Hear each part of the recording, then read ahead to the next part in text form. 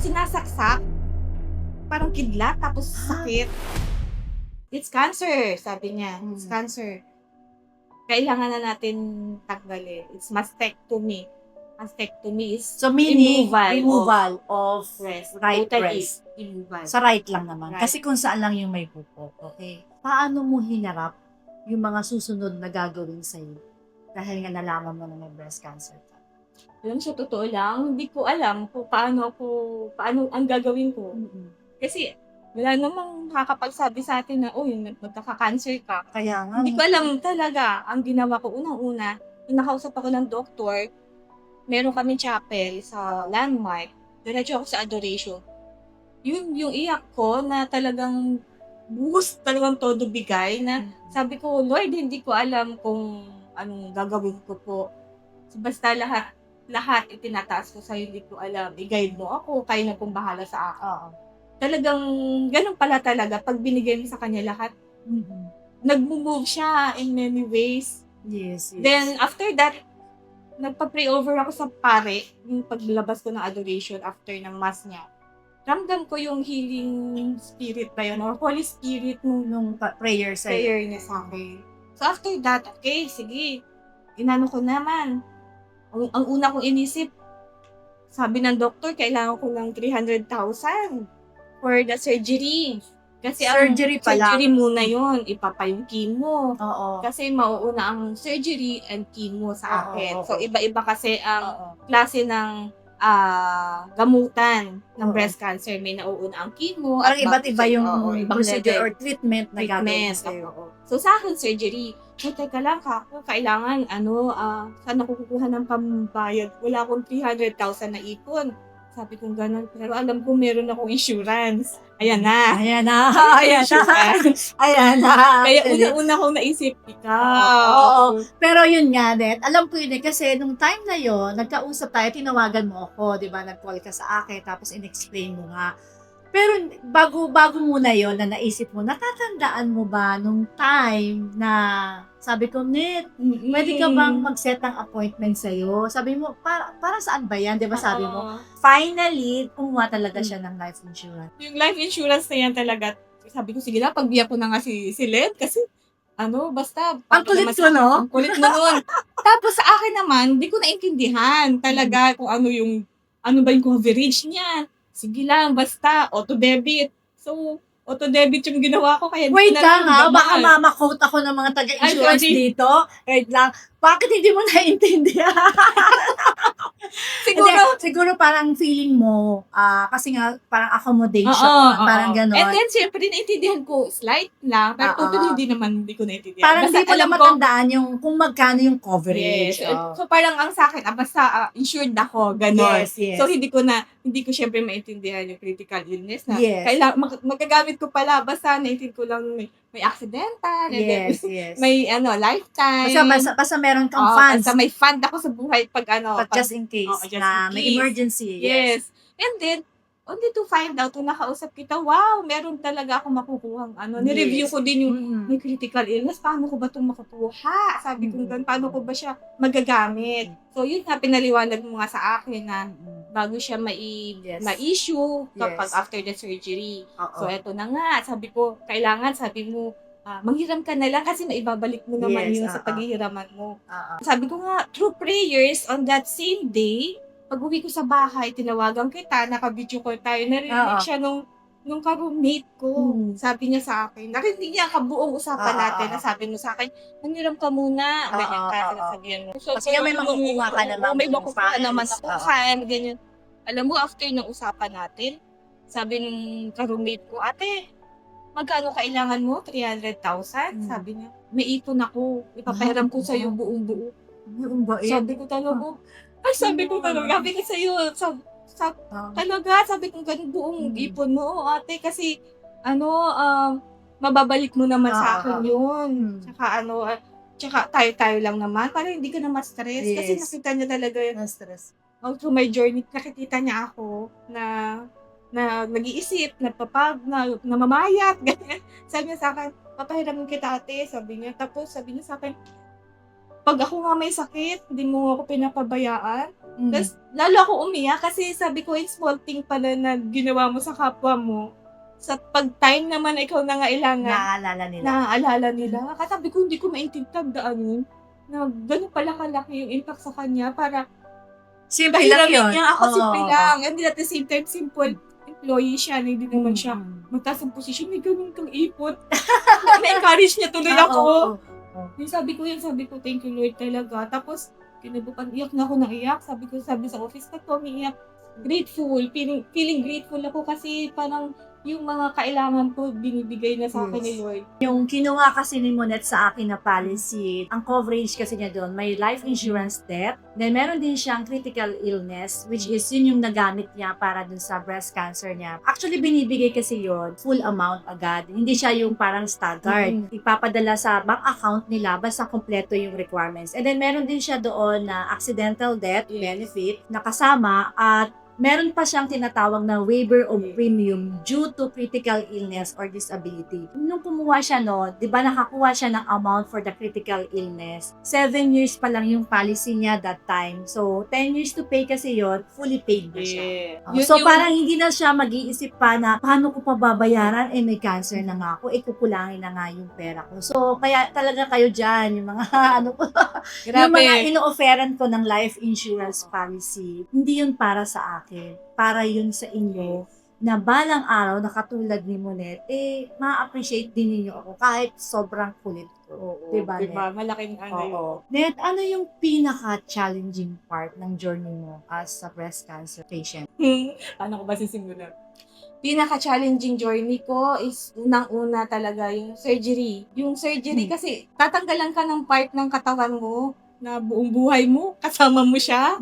Tapos matatawa ka sa akin kasi bago ako ma-surgery, kinausap ko siya. Sabi ko, see you in heaven.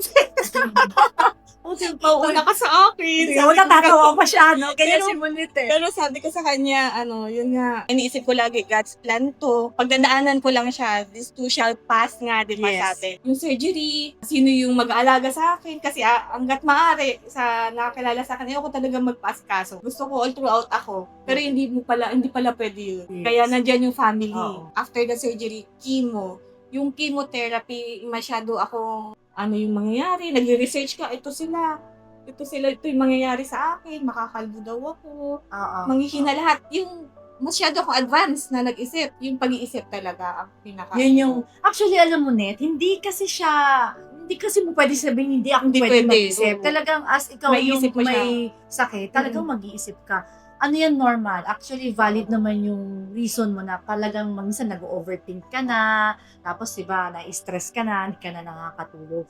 Pero dumating ba sa point na parang gusto mo nang sumuko or papaano mo pinili na magpatuloy kahit mahirap? Sa totoo lang, hindi ko naisip sumuko. Mas lumabang ako.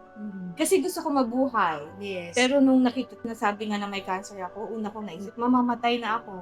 As in, kahit sino naman siguro ma-diagnose ng, na may cancer. And then, sorry, yung family ko every Christmas. Ba yan? Oo nga. Yung mga bagay na hindi ko na magagawa.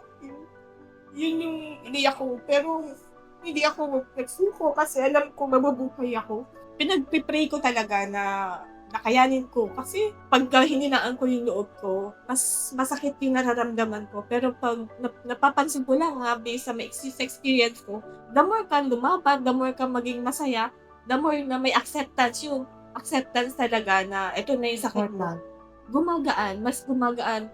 At good thing talaga, in God's grace talaga, yung mga laboratory ko, hindi ako nakapag-skip ng chemo kasi pasado. Kasi naalagaan ko ng maayos yung sarili ko. Yung pagkain ko, doon yung challenging sa akin pa pala sa tanong ko kanina. Yung anong kakainin ko, anong mga dapat kong kainin. Kasi yun sa pinaka nahirapan ako. Kasi sabi, ultimo tubig.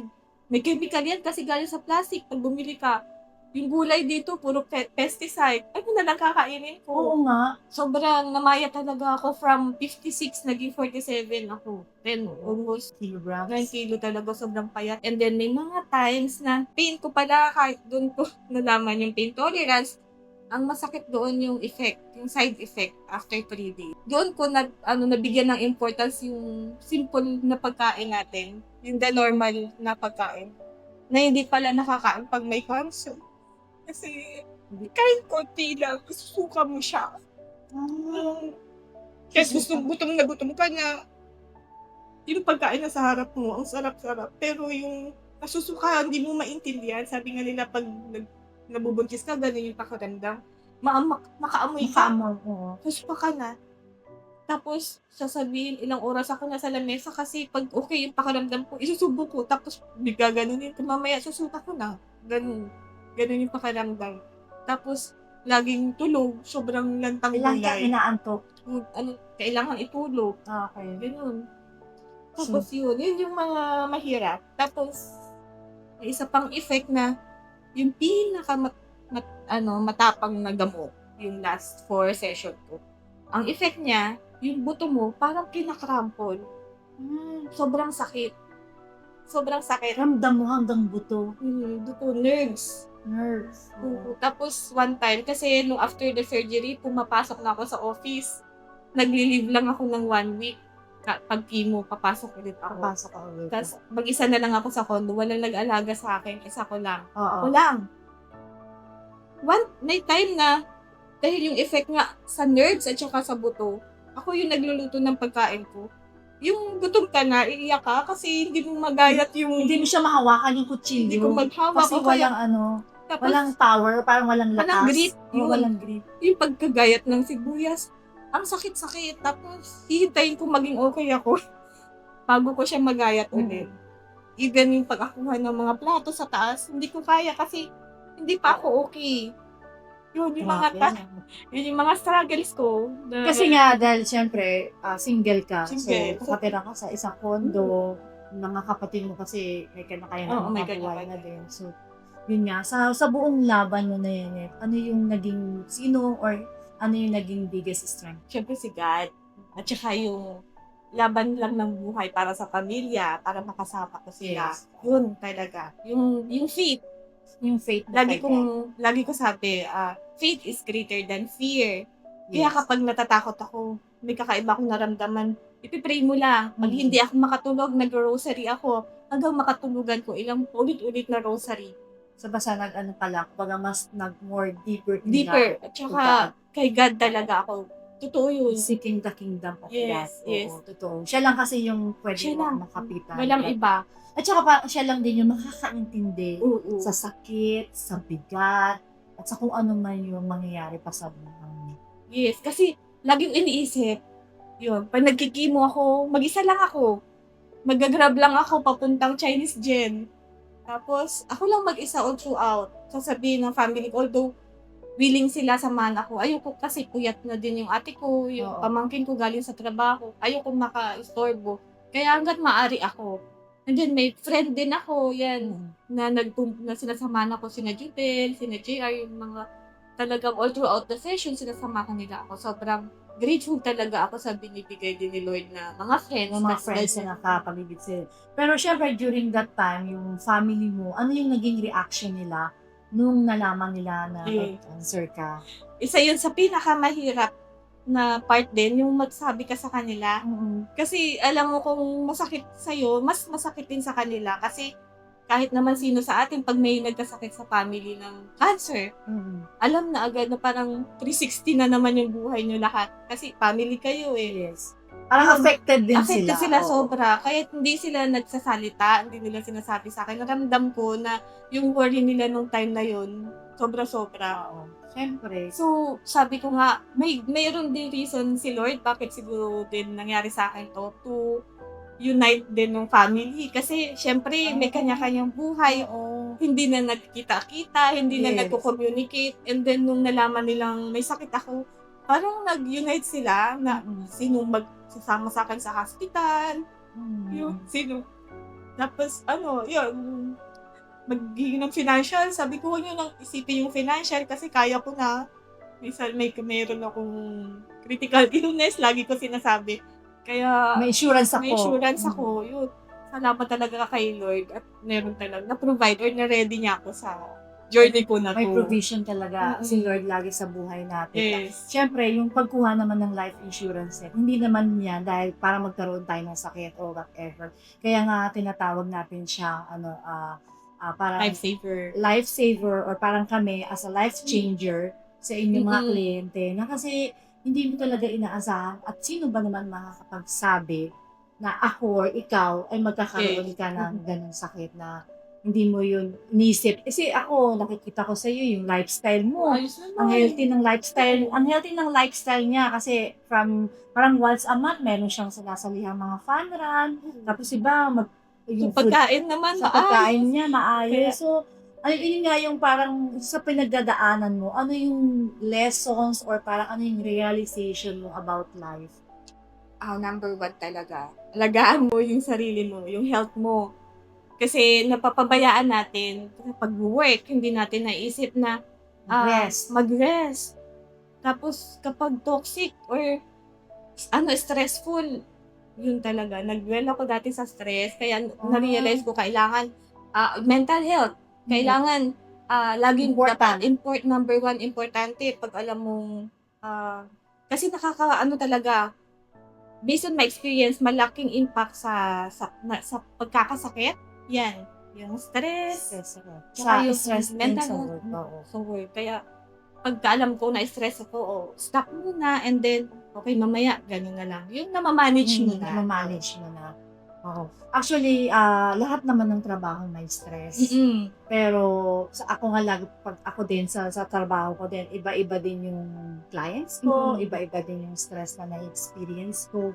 Pero tama ka dun sa sinabi mo na para kailangan i-minimize mo siya. Sabi nga sa akin ni Rodel, kapag nasa bahay na daw kami, parang tanggalin ko na daw yung work. Pero kaya lang sabi ko minsan, may tatawag na client. Di ba parang kasi yung trabaho namin, parang 24/7 kami kasi nga, nagsiservice kami sa mga clients.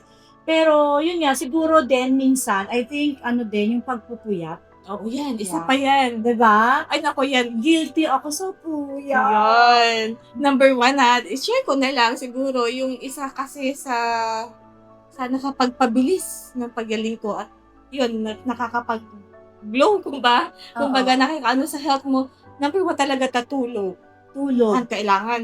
Kung alam nyo lang, nung nagkasakit ako, kailangan bago mag-10, makatulog na.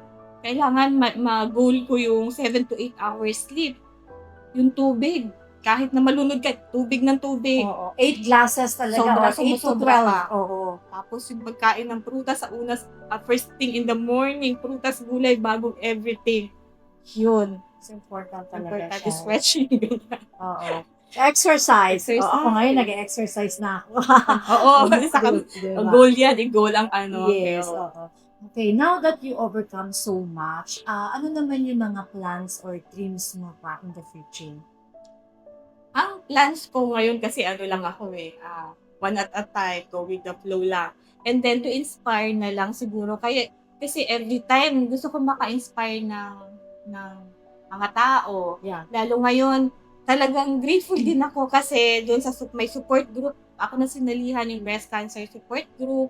And then, may mga friends ako or family friends na ninano sa akin, kumbaga, pinapasa sa akin, kausapin si ganito kasi may breast cancer. So, parang nagiging advisor na rin ako na sinishare ko sa kanila yung mga dapat nilang gawin bago mag-chemo, ano yung kakainin. Parang siguro isa na din yung way. Yes. So, yun lang, sabi ko nga, siguro, yung purpose ko na lang is yun, to guide, to advise, or to inspire.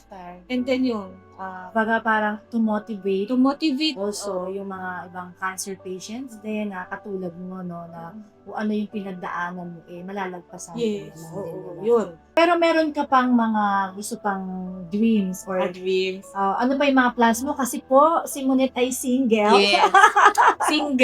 Single, ready to mingle.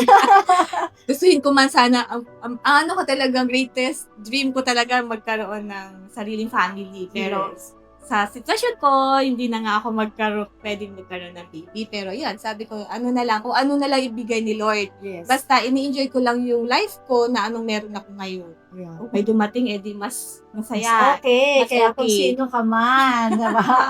Yes, yun. Ayun, oo. Siyempre, ano naman. Iba rin kasi yung may kasama ka sa Oo, work. tama. Pero syempre, hindi mo Pinagpipray naman ko din yan. pipilitin. Yes. Oo.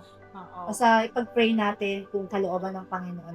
Malay mo naman yung purpose mo din na talagang maging single. Yes. Para mas marami ka pang, kasi sabi nila kapag may asawa ka na daw, nalilimit na yung time. Kasi nga syempre, ang priority mo na is your husband, your spouse, tapos sunod kung may anak ka, yung mga anak mo na, your children. Pero kapag single ka kasi, you prioritize yourself, tapos yung mga tao na kapaligid sa'yo. So, yun.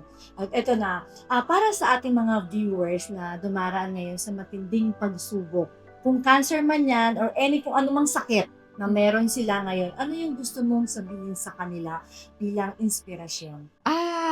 Para sa mga katulad kung may cancer at may mga tao may pinagdadaanan, so struggles and pain, isa lang yung masasabi ko sa inyo. Prayer works talaga. Kay God mo laging i-lift yung lahat ng worries, everything, ibigay mo sa Kanya. And then, malalagpasan mo yun, hindi naman tayo magdudwell lang sa isang lugar o sa isang sitwasyon. So, malalagpasan natin, basta lagi tayong magtiwala kay God. Even sa my journey ko talaga, yun, yung testimony ko is grateful ako. And then, pag-share ko ng journey ko talaga is kahit kanino nakakwento ko kasi to inspire them din na may pinagdadaanan ka man, may sakit ka man, or may mabibigat na problem, malalagpasan natin yan. So, alam mo ba, Monette, kwento ko lang din sa kanila, nung time na tumawag ka sa akin, di ba, syempre, kasi kami ni Monette is, yun nga, childhood friend kami. Yung bahay namin, malapit lang talaga, as in, katawid ka lang pala ng ilog. Pero malapit lang yun. Pero kasi may ilog. Sobrang close kami, pagkabata pa, hanggang basta nakagisa na namin yung isa't isa. Hindi na tayo nahihiya, kung ano man yung mga kapintasan natin. Kaya alam mo ba, Net, nung nalaman ko na may cancer ka, ako naman umiiyak. Nalaman ko na may cancer ka nung tumawag ka. Alam mo, natulala ako. Natulala talaga ako. Parang sabi ko, ang dami kong clients na kumuha ng life insurance. Bakit yung childhood friend ko? Kaya parang that time, bilang kaibigan mo, o bilang childhood, alam mo, na-fulfill ko din talaga yung trabaho. Kaya nga, alam mo, yung work na to sa mobile job. Hindi dahil syempre parang, kasi agent naman ako. Kailangan mo, hindi yun eh. Yung pala yung greatest testimony ko din sa trabaho ko na kailangan mo siya talagang gampanan at ipakita doon sa mga tao na kinakausap mo na mahal mo sila, itong kinukuha nila, parang peace of mind. Sobra ako nalungkot noon kasi nga syempre sabi ko, Lord, tulungan mo si Monette. Natulala din ako. Kaya nga after nung tawag ako, inasikaso ko yung claims mo, di ba? Parang sinabit natin through email, ganyan. Tapos ang bilis lang, di ba? Ang bilis lang na nakuha yung claims. So parang di naman talaga ikaw din pinahirapan. Sobra rin ako nagtiwala din sa'yo at sobra din akong grateful. Alam niyo po kasi, actually bago pa si Monette magkaroon ng cancer, marami na rin siya sa akin na binigay o parang ni-refer ng mga clients. At mas dumami pa nung nagkaroon na siya ng cancer. Kasi parang siya yung living proof or living testimony na life insurance is a must. Yung mga friends ko, yung mga office mate ko, nakita nila na ang laki pala talaga ng tulong ng insurance. Ako nga, wala talaga mo asahan na iba, kundi sarili ko lang. Kaya sabi ko nga, Lord, tulungan mo pa ako na, alam mo, grabe emotional ako. Tulungan mo pa ako na magampanan ko yung trabaho ko, na maging maayos. Siyempre, hindi man ako perfect, kumaga. Pero, Lord, please guide me, give me the strength, the wisdom, or everyday na ginagawa ko sa work ko to. Kasi hindi lang ikaw, Net, yung nagkaroon ng claims pa sa client ko. So parang ikaw yung pang-apat. So yun, thank you so much, Net. And ito na lang yung pinaka-last na question ko sa'yo. Yung complete the word. I am Monette De Vera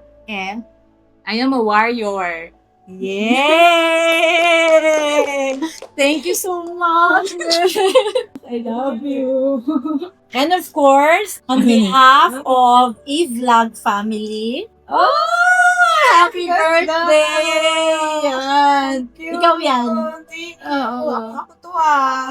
I felt so inspired and humbled that yung kwento niya is nagpatunay na God is truly good. Kasi kahit gaano kalalim yung pain, kahit ano pa yung pinagdaanan, may pag-asa at may panalo pa din sa dulo. I think lahat ng mga nakuha nating advice, malaking bagay din siya para maging matapang at magkaroon pa tayo ng mas mahabang pasensya kung ano man yung pinagdadaanan natin ngayon. At maniwala lang tayo na ang Panginoon ang magbibigay ng lahat ng susi o lahat ng sagot sa ating mga katanungan na hindi kayang sagutin ng kahit sino man. Breast cancer is a tough battle, pero hindi ka nag-iisa. May pamilya, may kaibigan, at higit sa lahat, may Diyos na laging kasama. Sa lahat ng ating viewers ngayon, tandaan ninyo, early check-up and awareness can save lives. At higit sa lahat, never lose hope. God is with you in every battle. Ako po si Evelyn, and this is Talk at You.